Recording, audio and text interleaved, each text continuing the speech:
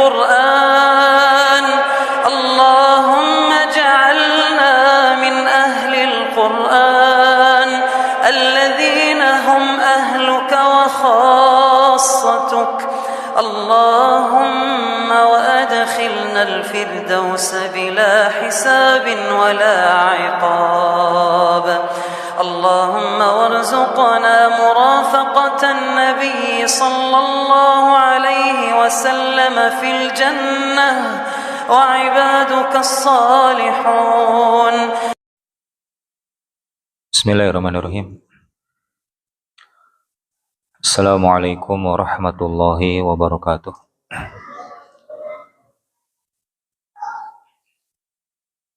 Innal hamdalillah nahmaduhu wa nasta'inuhu wa nastaghfiruh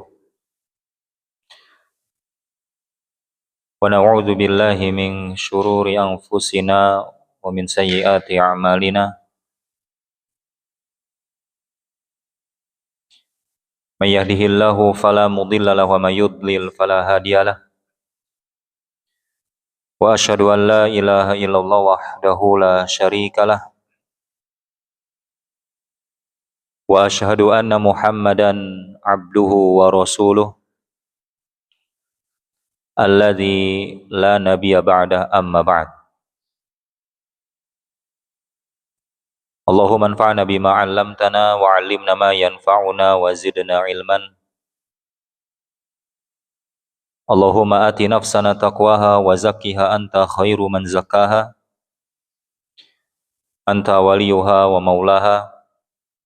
Allahumma inna na'udzubika min ilmin la yanfa' wa min qalbin la yakhsha' wa min nafsin la tashba' wa min da'watin la yusajabu laha. Bapak-bapak yang semoga dimuliakan oleh Allah Tabaraka wa Ta'ala, alhamdulillah bini'matihi tatimu salihat. Kita bersyukur kepada Allah Tabaraka wa Ta'ala, Zat yang senantiasa melimpahkan nikmat dan juga karunia-Nya kepada kita semua. Nikmat Islam, nikmat iman, nikmat sehat wal afiyah, dan tak lupa nikmat kita diberikan kemudahan oleh Allah Tabaraka wa Ta'ala untuk terus senantiasa mempelajari ilmu-ilmu Allah Subhanahu wa Ta'ala, dan juga diberikan kemudahan oleh Allah Tabaraka wa Ta'ala untuk melakukan berbagai macam ketaatan-ketaatan kepada Allah Subhanahu wa Ta'ala, yang terkadang ketaatan tersebut tidak pernah sesuai dengan keinginan dan juga hawa nafsu kita. Dan kita juga bersyukur kepada Allah Tabaraka wa Ta'ala karena kita diberikan kemudahan untuk tidak melakukan hal-hal yang tidak diridhoi oleh Allah Subhanahu wa Ta'ala, yang terkadang hawa nafsu tersebut, keinginan tersebut selalu mendorong kita untuk melakukan perbuatan-perbuatan yang tidak pernah disukai oleh Allah Subhanahu wa Ta'ala. Maka ini adalah nikmat yang sangat besar dan harus kita jaga dengan cara talabul ilm, yaitu dengan cara menuntut ilmu. Jamaah Muhammad Nasir, ya a'azani Allah wa iyyakum. Ada sebuah pertanyaan, yaitu tentang bagaimana hukumnya seorang muslim yang dia belum bisa membaca Al-Quran sampai dia diwafatkan oleh Allah Subhanahu wa Ta'ala. Maka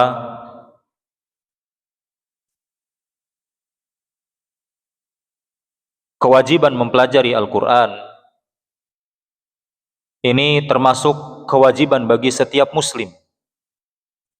Kewajiban bagi setiap muslim sesuai dengan kemampuannya masing-masing. Karena Al-Quran adalah petunjuk hidup dan ibadah utama di dalam melaksanakan sholat 5 waktu dan juga sholat yang lainnya. Allah Tabaraka wa Ta'ala mengatakan warattilil Qur'ana tartila, dan bacalah Al-Quran itu dengan tartil, dengan perlahan dan benar. Dan juga Allah Subhanahu wa Ta'ala mengatakan innal ladzina yatluna kitaballah wa aqamus shalah, sesungguhnya orang-orang yang selalu membaca Alkitab, yaitu kitab Allah, Al-Quran, dan mendirikan salat. Nah, maka di sini ayat-ayat tadi ini menunjukkan anjuran yang sangat kuat dan juga perintah untuk membaca Al-Quran yang tentunya mengharuskan seseorang itu belajar bagaimana cara membacanya dengan baik dan benar. Itu yang harus kita fikirkan. Itu yang harus kita selalu upayakan. Bagaimana seseorang tatkala membaca Al-Quranul Karim itu belajar dengan sesuai tuntunan apa yang telah diajarkan oleh malaikat Jibril alaihi salam kepada Nabi kita Muhammad sallallahu alaihi wasallam. Ya. Malaikat Jibril tidak mungkin menyampaikan wahyu kembali. Nabi kita sallallahu alaihi wasallam juga tidak mungkin menyampaikan risalahnya karena beliau telah meninggal dunia. Maka kita belajar kepada siapa? Kepada para pewarisnya.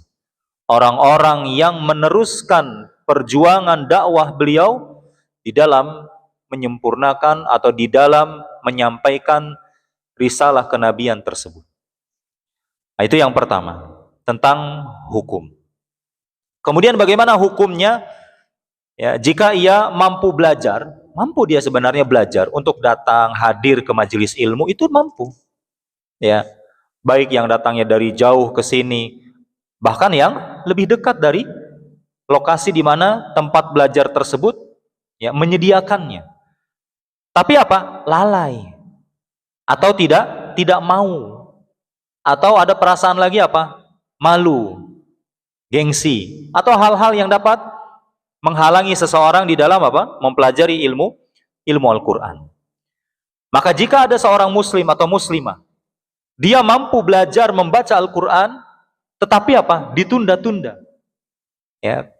Atau mungkin karena malas atau tidak mau berusaha sampai dia wafat, maka dia akan terjatuh ke dalam apa? Dosa. Karena kenapa? Karena telah meninggalkan kewajiban yang mampu ia lakukan.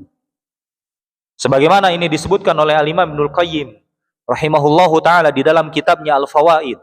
Kata beliau, yang artinya barang siapa dari membaca, yaitu berpaling dari membaca dan memahami Al-Quran, maka ia berpaling dari petunjuk Allah, dan berpaling dari petunjuk Allah termasuk sebesar-besarnya sebab kesesatan.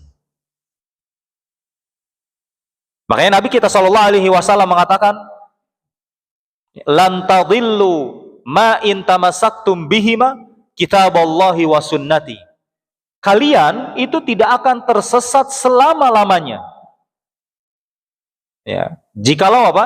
Jikalau kalian berpegang teguh kepada Al-Quran dan juga hadis-hadis Nabi sallallahu alaihi wasallam yang sahih. Jadi kunci seseorang itu tidak akan tersesat pemahaman di dalam agama selama dia berpegang kepada Al-Quran dan hadis Nabi Shallallahu Alaihi Wasallam. Begitu cara kita di dalam apa? Beragama.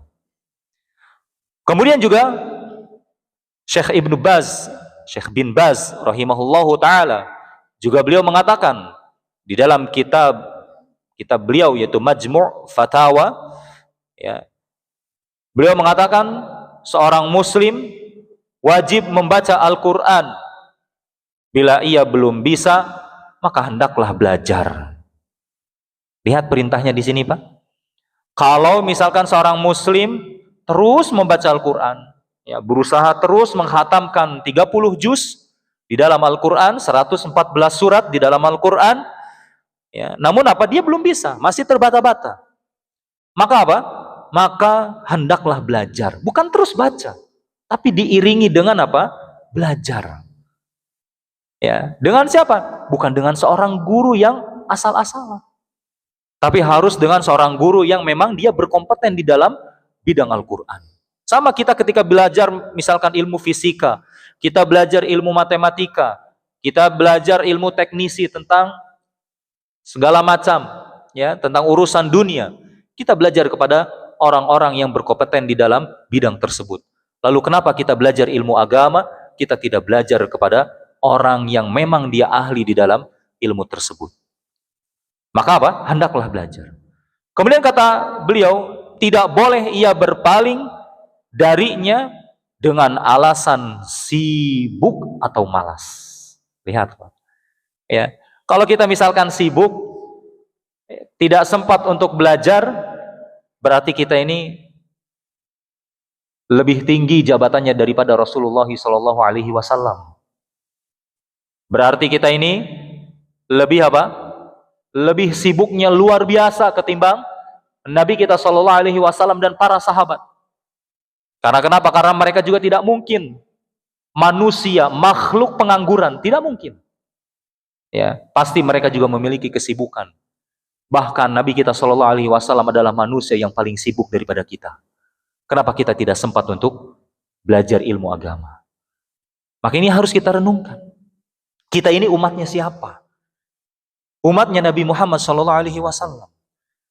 Pengikut kita ini kepada siapa? Itu kepada para sahabat. Yang dimana sahabat ini mereka langsung menyaksikan dan beriman kepada wahyu yang telah Allah turunkan kepada Nabi kita SAW. Kenapa kita tidak mengikuti beliau? Kenapa kita hanya mengikuti dari sisi apa? Dari sisi ibadahnya saja. Kenapa kita hanya mengikuti dari sisi akhlaknya saja? Dari muamalah, dari jual beli, dan juga hukum-hukum Islam yang lainnya. Kenapa kita di dalam masalah belajar ilmu Al-Quran, kita belajar sendiri? Kita hanya bermodalkan belajar di waktu SD, kemudian kita malu untuk belajar di usia sekarang. Seperti itu. Nah, jadi, jika seseorang tidak belajar padahal dia mampu, kemudian meninggal dalam keadaan dia tidak bisa membaca, maka ia terkena dosa. Karena apa? Karena kelalaiannya.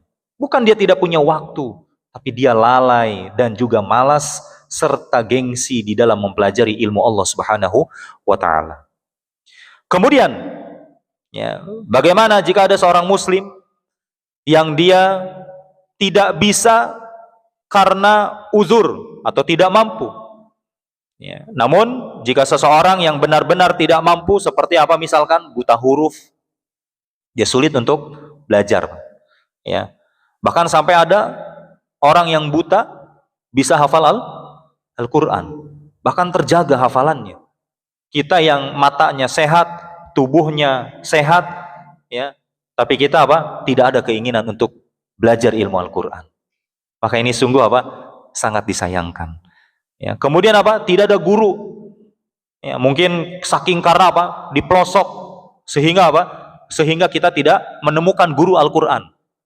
Tapi pertanyaannya, kita hidup di Subang Kota, apakah kita tidak memiliki atau tidak menemukan satupun guru yang bisa mengajarkan kita ilmu Al-Quran? Maka jawabannya tentu tidak mungkin.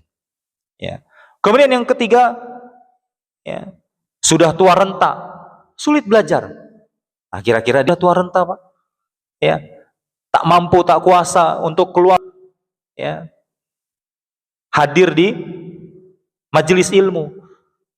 Tapi kalau misalkan jalan-jalan setiap weekend, mampu dia, Pak. Jalan-jalan, jogging setiap ahad ke alun-alun, mampu dia. Seminggu sekali di hari Selasa, sulitnya luar biasa. Nah, ini hati-hati. Maka Allah tidak akan membebani di luar apa?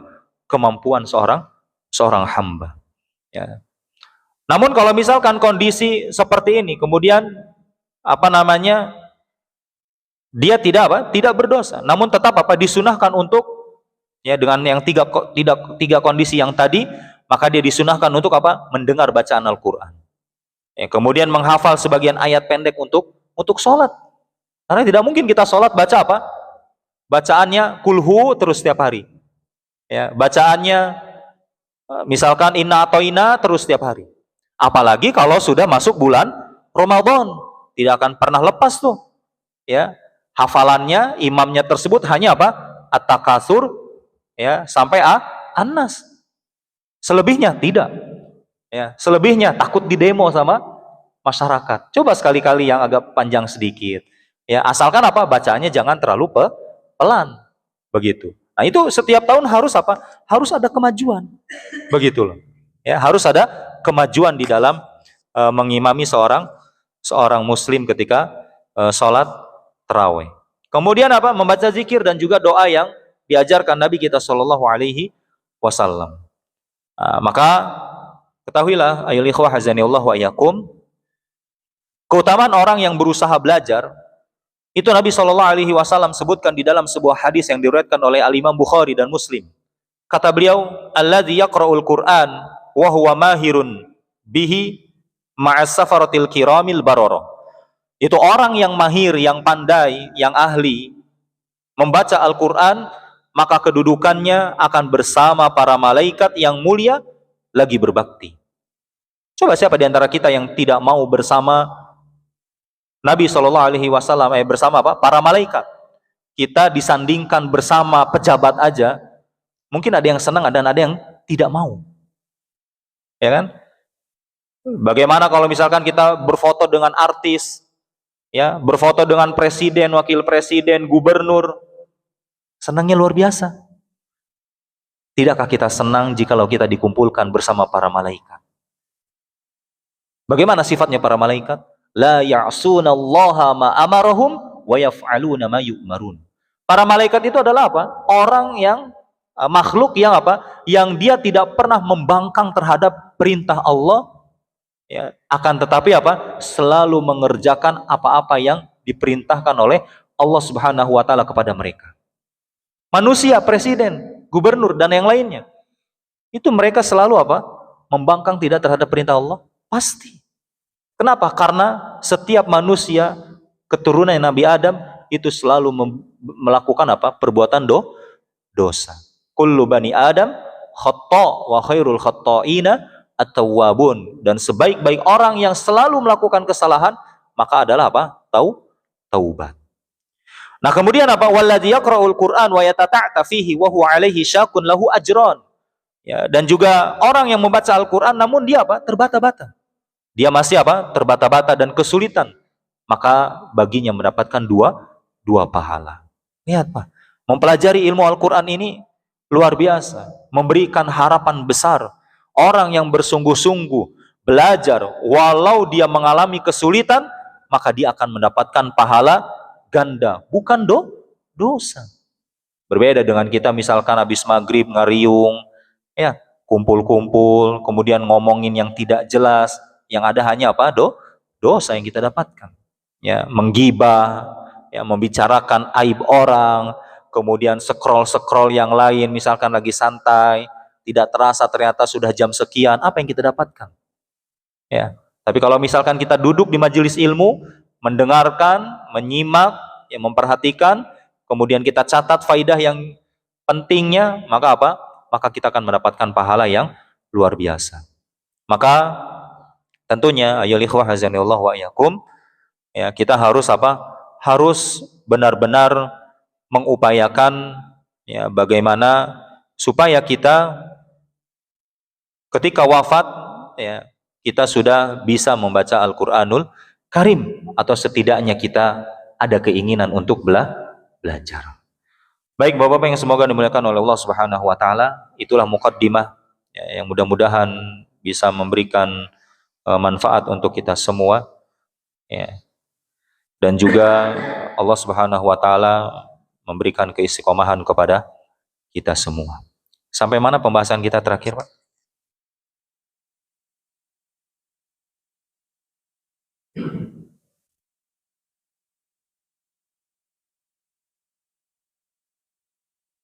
Sudah praktek semua belum, Pak? Atau sudah dibacakan praktek sampai huruf ya? Hah? Ya, belum semua. Siapa yang belum? Bapak belum? Dari awal belum? Iya, karena nggak masuk kan waktu itu ya. Terus sama ini ya, bapaknya Hasib juga belum ya? Siapa lagi yang belum? Hamdan ya. Terus, baik. Silakan dibaca dulu Pak. Dari A, dari mana kita tuh bacanya? A, I, U, atau A, A, A, A, I, A, U, I, A, ya. Seperti itu ya. Baik, silakan. Dari Hamzah sampai huruf huruf apa? Zai, coba Pak, sampai huruf Zai.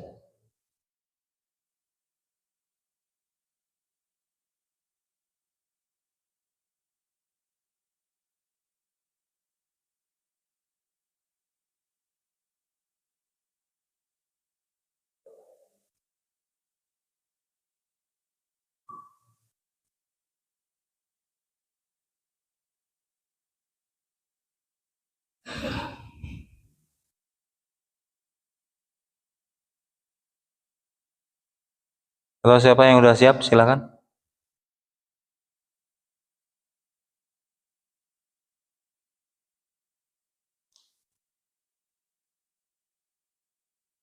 Baik, kalau belum ada kita kita masuk ke ini Pak ya, buku Syafi'i yang hitam.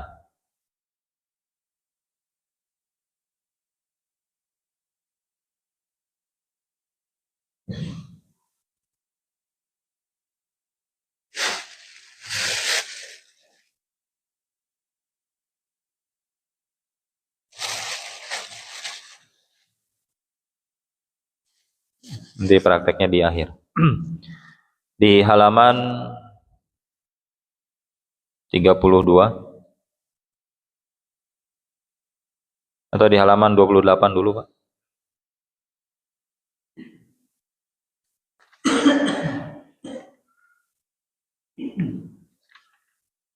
Nah ini nanti di halaman 28 ini ada kaitannya dengan pembahasan yang ada di halaman 32. Baik. Kita lihat di halaman 32.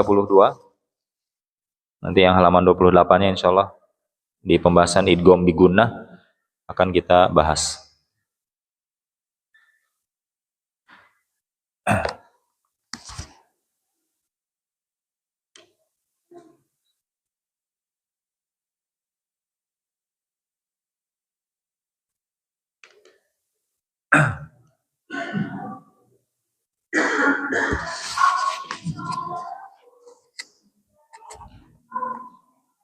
Pembahasan pada kesempatan malam hari ini kita akan membahas tentang rumus hukum nun sukun dan tanwin.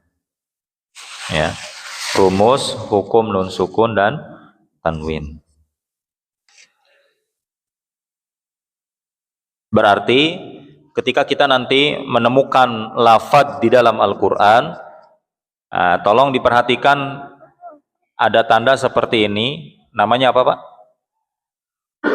Namanya apa? Nun sukun. Ya. Kalau saya tulisnya seperti ini apa? Nun. Benten Pak ya. Nah, kalau ini namanya nun sukun. Ada penghapus Pak? Ya, nun sukun. Nah, kemudian apa rumus yang kedua? Atau tanwin. Ya. Nah, garis ini maksudnya adalah huruf. Nanti hurufnya ada tanwinnya. Apa saja? Pertama tanwin fathah, kemudian kasro, kemudian dhamma. Nah, tanda nun sukun dan tanwin ini nanti dia akan bertemu dengan apa? Gitu. Ya, kalau bahasa Arab tanda tanyanya kebalik, Pak. Ya, dari tanda tanya Indonesia. Seperti itu ya. Nah, maka pembahasan yang pertama ya. Pembahasan yang pertama yaitu idhar halki. Ya. Yang pertama adalah apa? Idhar halki. Ya, seperti itu. Idhar halki. Idhar itu artinya apa? Jelas. Apa yang harus kita baca dengan jelas? Apanya? Hah? Nun sukun dan tanwinnya itu harus dibaca jelas. Nanti kita akan akan kita contohkan ya sebagaimana yang ada di apa namanya di sini ya di buku seperti itu.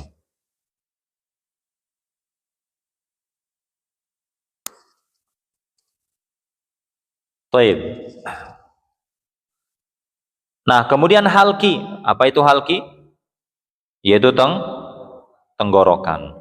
Berarti idhar halki ini kalau ada nun sukun atau tanwin ketemu sama 6 huruf hamzah, ain, ha, ghain, kha. Nah, masih ingat Pak makharijul huruf? Ya. Maka apa? Maka dia dibaca dengan jelas. Begitu. Dan kalau ditanya apa hukumnya, maka hukumnya adalah idhar halki. Begitu. Nah, contoh, kullun amana. Di kalimat kullun amana, maka tanwinnya harus dibaca jelas. Seperti ini. Kullun amana. Kullun amana. Kalau saya baca kullun amana, betul atau salah?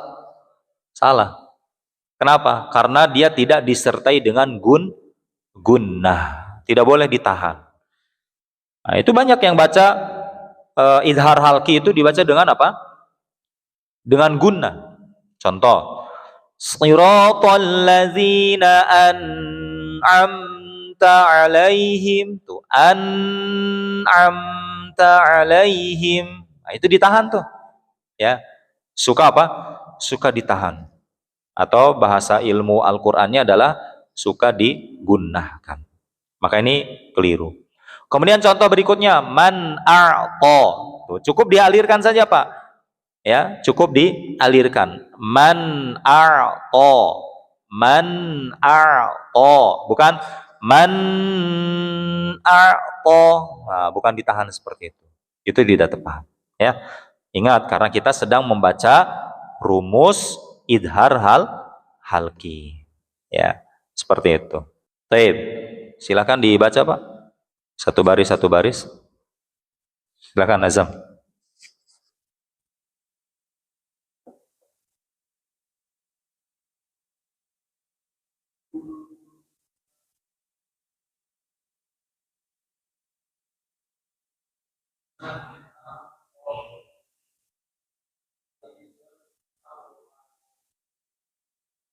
Ya, terus setelahnya.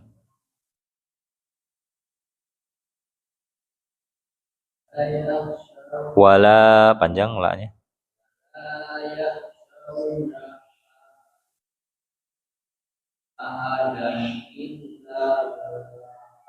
Nah, gimana? Nah, gitu. Illallah. Diulang, Pak. Wala yakhshawna.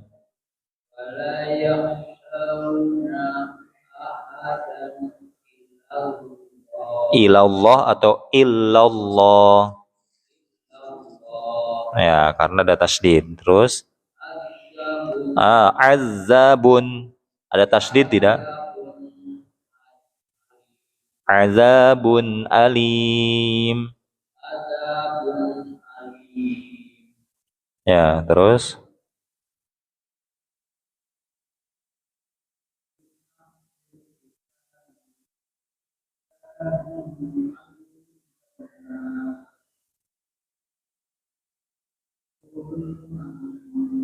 Baik, terus setelahnya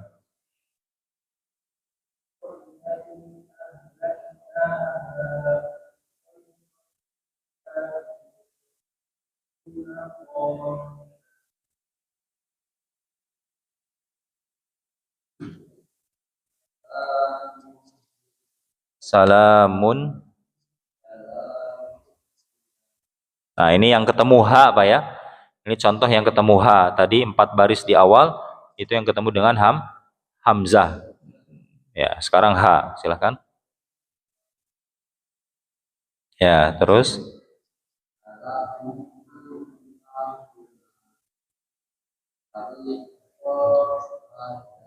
Fariko atau Farikon?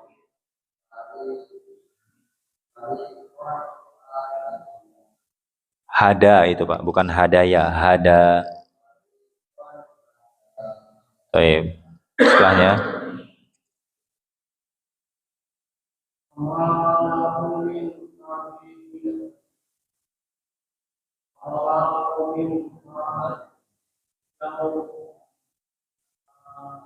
Ya, terus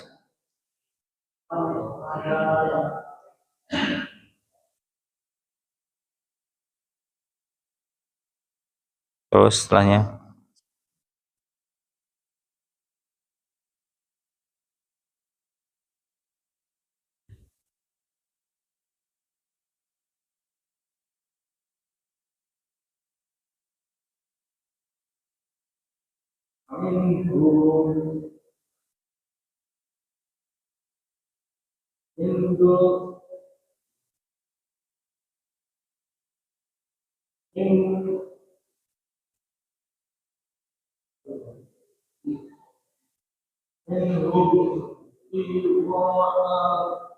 Goanya panjang Pak. Di atas alif tuh ada tanda panjang.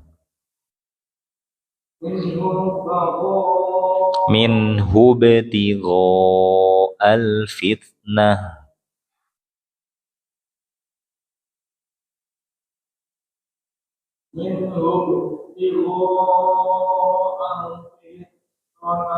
Jangan fitnah, fitnah.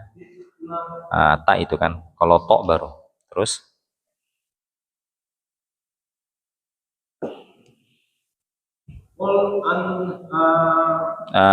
ini sudah kita bahas nih. Ini bukan ul. Bukan domah itu, Pak.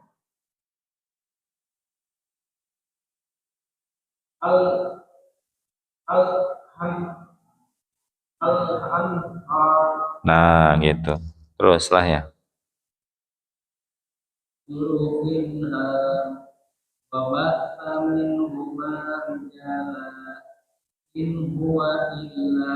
Baik. Dilanjut, Pak. Ketemu dengan huruf ain sekarang.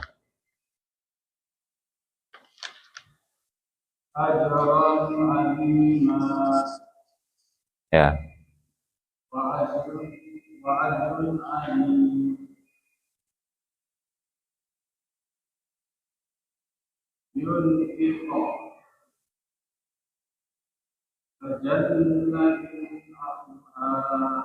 Ya. Setelahnya.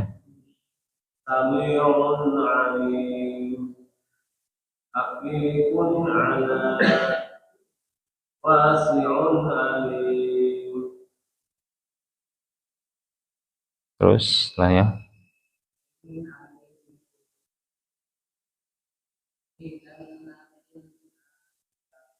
Ya. Baik. Terus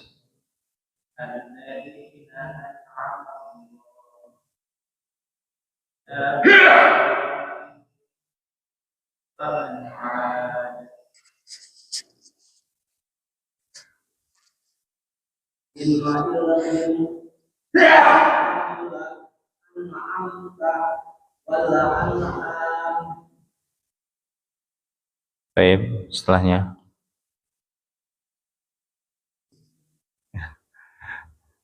Terus azam.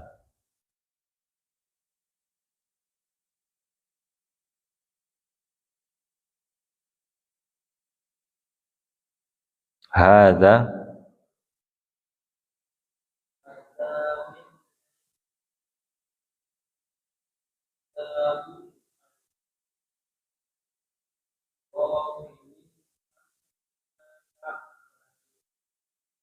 Baik.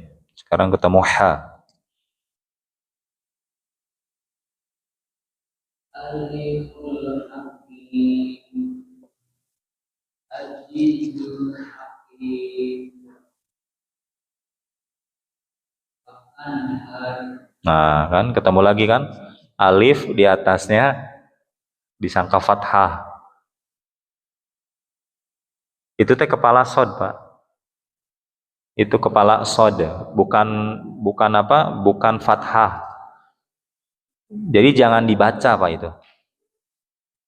Nah, iya. Anhar, Harnya jangan panjang, Pak. Wanhar. anhar, Ya. Terus.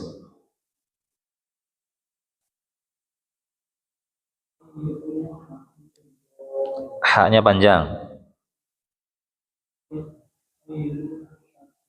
Haknya panjang. Hafidho. Mana haknya nggak panjang kalau kayak gitu. Hafidho. Nah, itu panjang namanya.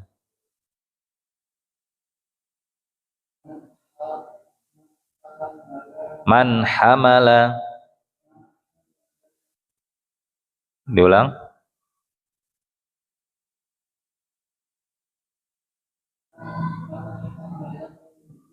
Hamalan, mana hamalan?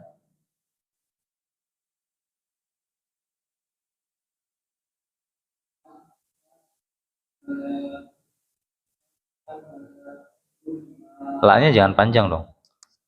Man hamala zulma. Ya.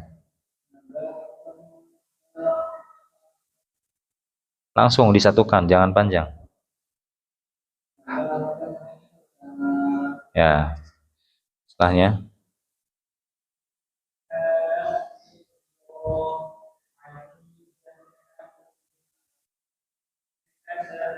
Diulang. Enggak, yang barusan. Baik. Setelahnya.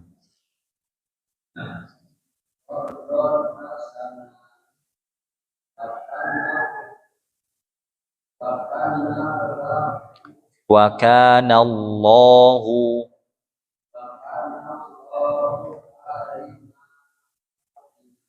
aliman hakima.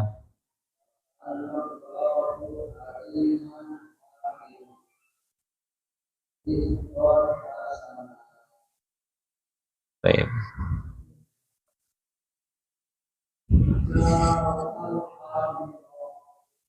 Diulang.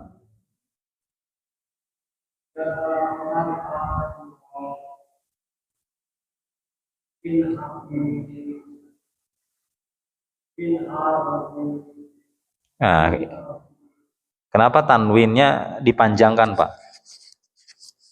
Min harojin, min hakimin. Nah, kenapa dipanjangkan? Jangan dipanjangkan, Pak, ya. Dulu saya sudah bilang, jadi jangan dipanjangkan gitu. Kalau mau disukunkan, hakim. Nah, tapi yang tanwin, harokat apa namanya tanwinnya ketika berada di atas huruf maka jangan dipanjangkan. Bahkan sampai apa namanya sampai huruf yang fathah tain saja itu tidak dipanjangkan. Contoh kayak azizan, misalkan dipanjangkan gitu, zan, nah itu nggak dipanjangkan. Ya, cukup ditanwinkan saja baca. Diulang, Pak. Min hakimin. Ya. Nah, seperti itu. Baik, setelahnya.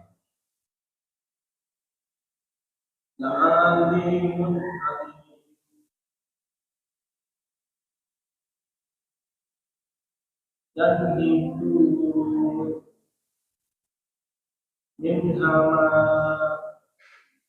Min hamain. Min hamain.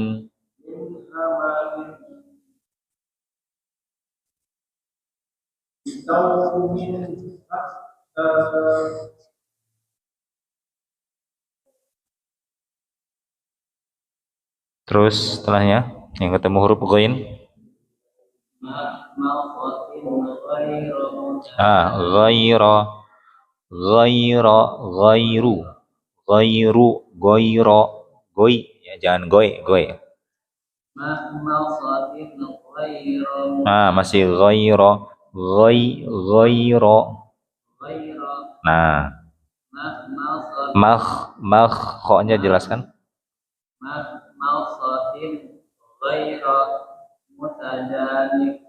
Coba jangan diputus, Pak.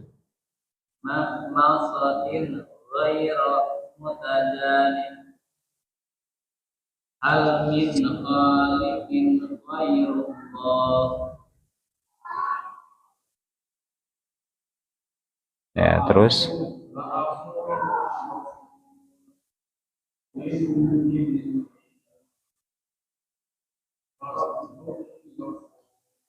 baik. Setelahnya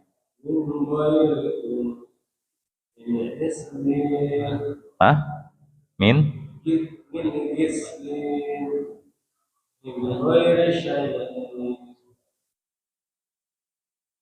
terus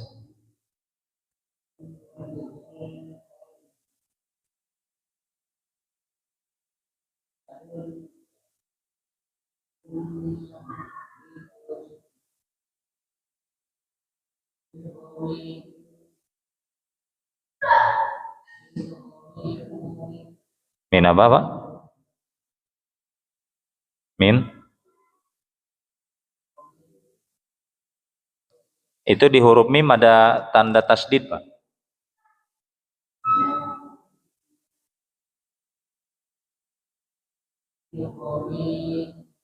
Ada tasdid, Pak. Di huruf mim ada tasdid.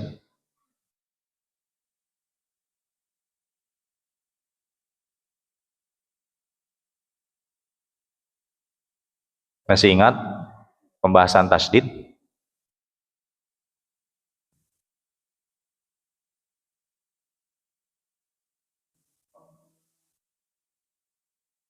Nah, gitu.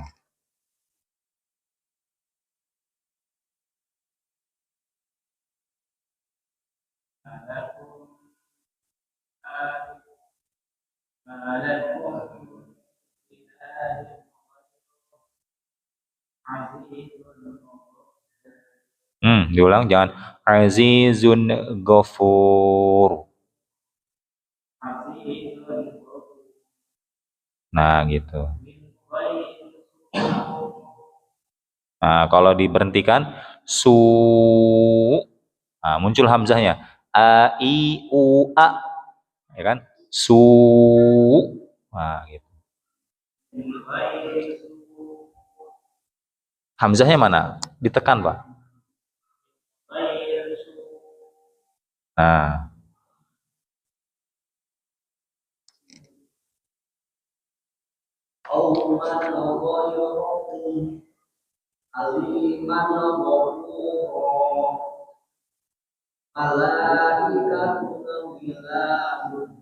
Diulang, jangan dipantulkan, Pak. Malaikatun gilazun. Jadi jangan malaikatun gilazun. Nah, gitu. Ya, hati-hati pantulan nih Pak Edi nih. Baik, barakallahu fikum. Nah, itu namanya hukum apa? Idhar safawi, idhar halki. Nah, di dalam pembahasan hukum idhar ini ada yang kedua namanya idhar wajib atau idhar mutlak, Pak. Ya, idhar wajib atau idhar mutlak. Kok nggak ada di situ. Ya, kan ini lagi membahas tentang idhar. Ya, jadi hukum idhar itu yang terjadi pada nun sukun dan tanwin itu ada 4. Ini tambahan faidah, Pak. Ya, tambahan faidah. Yang pertama idhar halki. Yang kedua idhar apa tadi? Wajib atau idhar mutlak. Ya. Seperti ya. Ya, siapa? Hati-hati. Ya, salam. Airnya Pak ketinggalan. Airnya. Baik.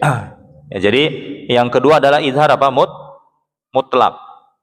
Di sini ada di buku Safi Hitam, ini ada di halaman 38.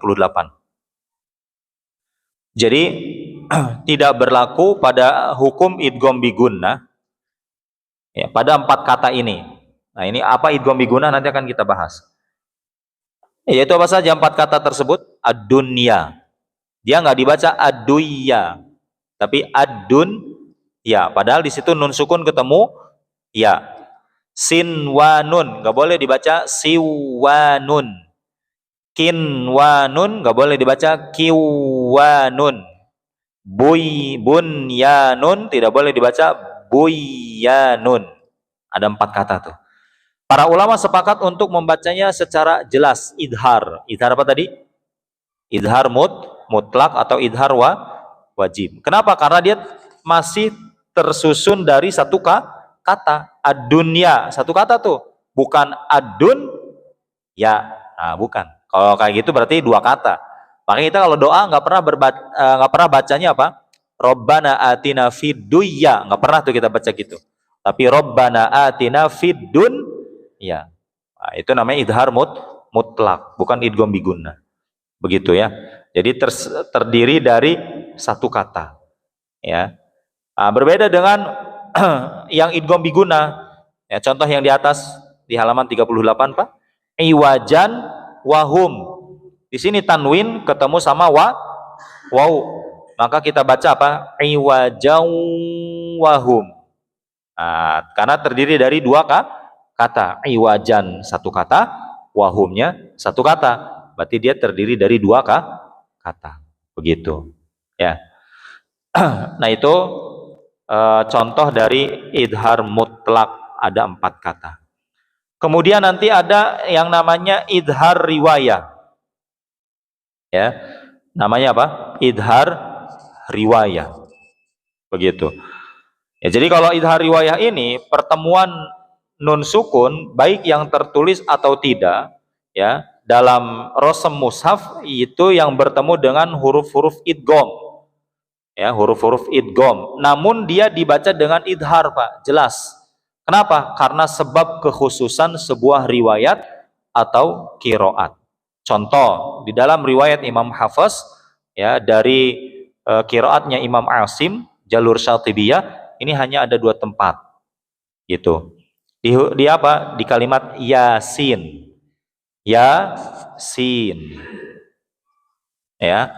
Jadi Yasin ini kalau dikembalikan ke tulisan sebetulnya ya, tulisan sebelumnya maksudnya Yasin. Nah, di sini nunnya sukun, Pak.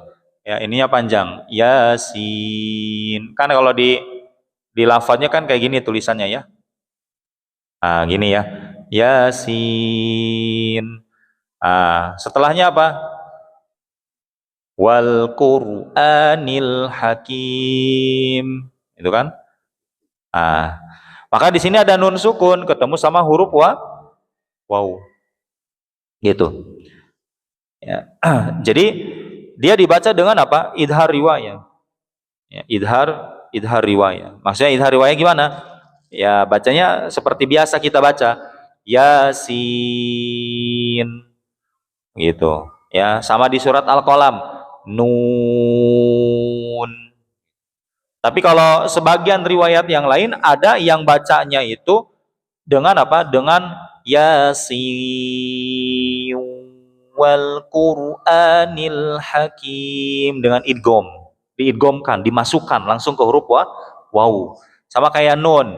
Nun wal qalami wa ma yasturun. Jadi bukan nun.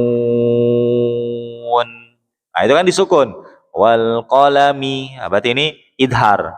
Tapi kalau tadi diidghamkan, dimasukkan. Nah, itu namanya idhar riwayah. Ya. Nah, yang terakhir ada idhar lil jami'. Kalau idhar lil jami' ini pertemuan nun sukun atau tanwin dengan huruf apa? Ghain dan kha. Ya. Yang seluruh ulama qiraat sepakat dibaca dengan idhar. Ada 3 kata saja, Pak. Yang pertama, in yakun goniyan. Itu di surat An-Nisa ya. Itu di kalimat apa? In yakun goniyan. Nah, di sini ada in, kemudian yakun,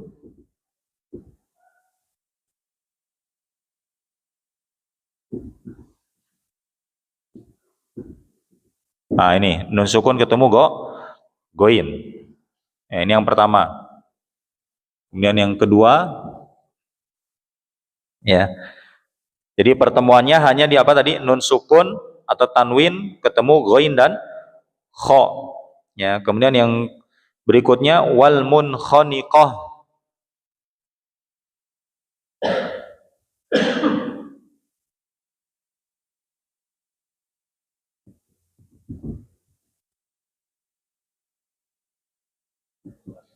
Nah, ini nih, nun ketemu kho.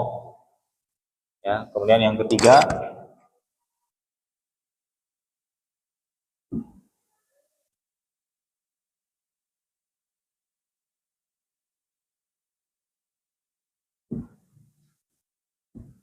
fasayun. Nah, ini nun ketemu goin.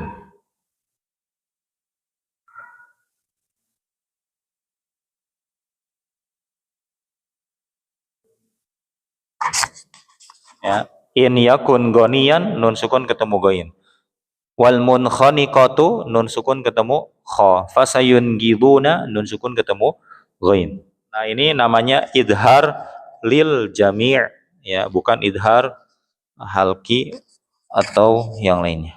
Ini namanya lil jami', khusus hanya 3 kata saja di dalam Al-Qur'an, sebagaimana idhar mutlak itu ada 4 kata ya. Ini macam-macam idhar. Kita kan dulu dengarnya hanya idhar halki aja ya. Intinya kesimpulannya dari bacaan ini ya, ketika ketemu nun sukun atau tanwin bertemu dengan 6 huruf hamzah, ain, ha, ghain, kha, itu dibaca dengan jelas sebagaimana tadi contoh-contoh yang sudah kita baca. Seperti itu. Baik, sampai di sini kita cukupkan terlebih dahulu. Nanti untuk yang apa namanya, yang belum baca ya, kita baca dulu Pak ya. Ada 3 orang ya yang belum baca ya. Oh, ini pergi ya. Berarti 2 orang. Baik. Dan juga evaluasi yang lainnya belum Pak. Belum saya tanya misalkan ini hukumnya, sifat hurufnya apa, ya kan? Ini makhrajnya di mana, ya kan? Kita baru prakteknya saja. Tapi untuk sifat hurufnya belum. Ya. Jadi huruf ini kenapa dibaca sebegini? Oh, sifatnya ini Ustaz. Nah, ya Bapak harus paham kayak gitu. Nah, kayak gitu. Istilah-istilah seperti itu. Harus apa? Harus paham. Ya. Tayyib, wassallallahu ala nabiyina Muhammadin wa ala alihi wa sahbihi ajma'in wa akhiru da'wana anil hamdulillahi rabbil alamin.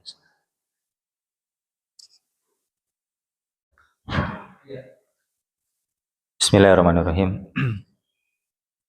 Assalamualaikum warahmatullahi wabarakatuh.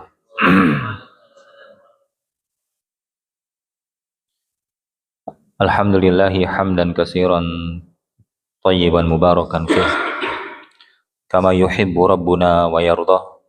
Wa asyhadu an la ilaha illallah wahdahu la syarikalah wa asyhadu anna Muhammadan abduhu wa rasuluh alladzi la nabiyya ba'dah, amma ba'd. Tayyibul ikhwah zanillahu wa yakum. Kita praktek makharijul huruf ya, dan sifat huruf bagi yang belum, baru nanti dilanjut dengan yang sudah plus ada sifat hurufnya ya. Seperti itu. Silakan, siapa dulu? Bapak silakan.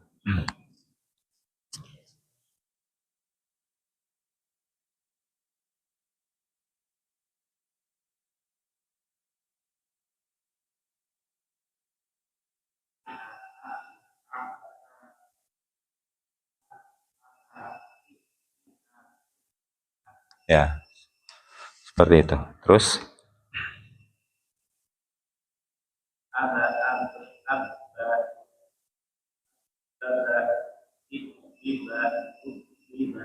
Baik.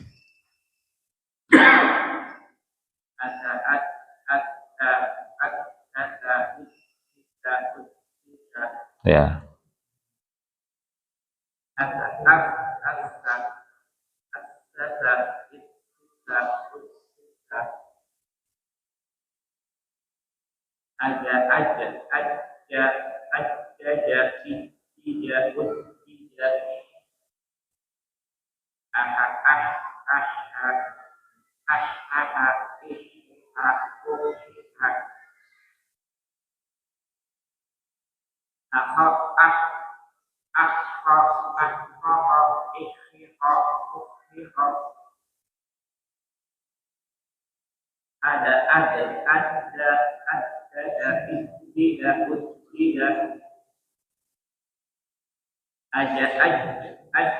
Bilang aja.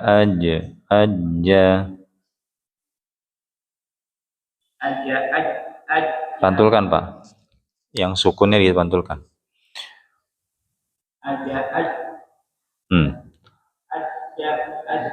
Pantulannya mana? Mana? Tuh, pantulannya mana? Ketika sukun. Hah? Huruf apa? Za. Berarti bacanya za. Az. Nah.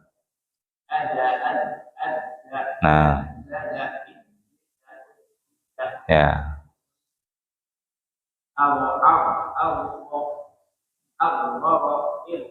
Kalau irriro ditipiskan langsung Pak. Irriro. Jangan tebal Pak. Irriro. Jadi kalau ro-nya tasdid, kasroh langsung ditipiskan. Itu.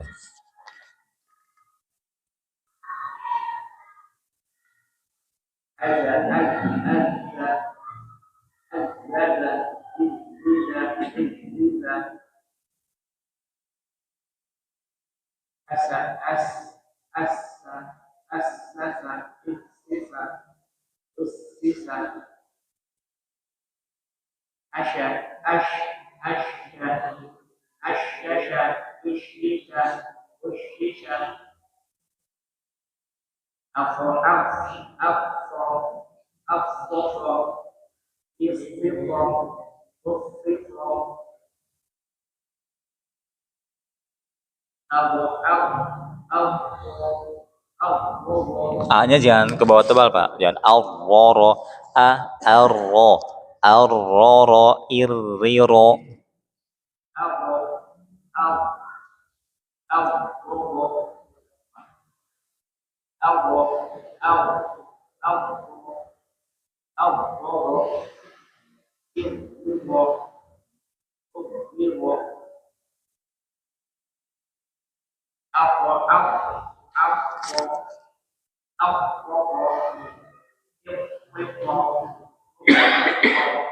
Ya.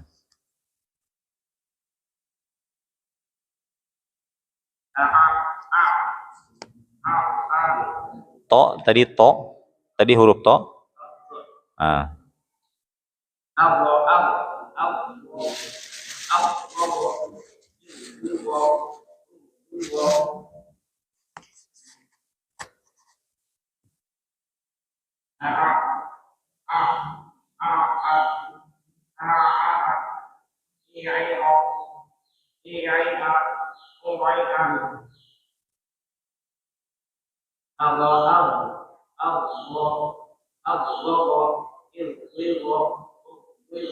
Baik, sampai situ dulu Pak. Hasbuk barakallahu fiik. Setelahnya, Hamdan. Pakai hamzah dulu. A. A-nya jangan tebal, jangan o. A.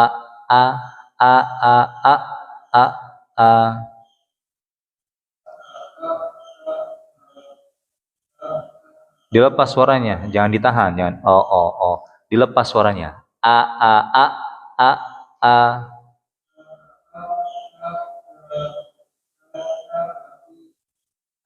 a, i, a. Ya. Dipantulkan aba, abba.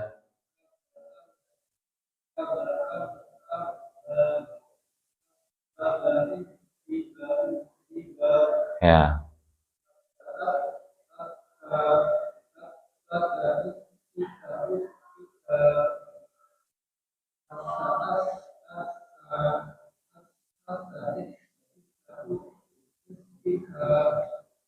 Huruf demi satu huruf. Itu Pak. Jadi itu yang harus kita lakukan. Ya, kalau kita mencintai Allah, maka dia akan mencintai Al-Quran. Siapa yang mencintai Al-Quran, maka dia tidak akan meninggalkan dalam membaca Al-Quran. Ya, dan barang siapa yang belum bisa membaca Al-Quran, maka dia pelajarinya dengan satu huruf demi satu huruf. Harus seperti itu. Baik, sampai di sini kalau tidak ada pertanyaan, semoga bermanfaat berfaedah. Kurang lebihnya mohon maaf. Subhanallahumma wa bihamdihi, asyhadu an la ilaha illa anta, astaghfiruka wa atubu ilaik. Assalamualaikum warahmatullahi wabarakatuh.